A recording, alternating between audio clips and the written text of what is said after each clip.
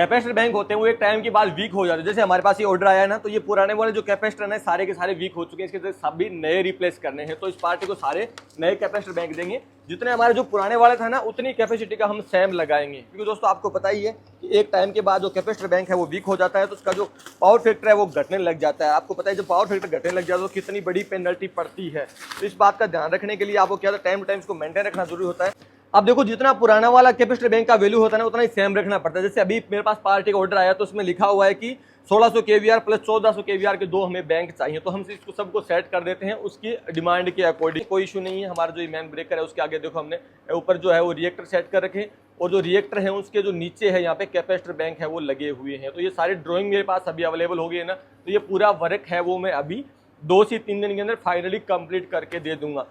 अगर आप इलेक्ट्रिसिटी काम में इंटरेस्टेड है, आप सीखना चाहते हो, तो इसका वीडियो है ना वो जस्ट आने वाला है। आप पेज को फॉलो करके रखिए ताकि आप सीख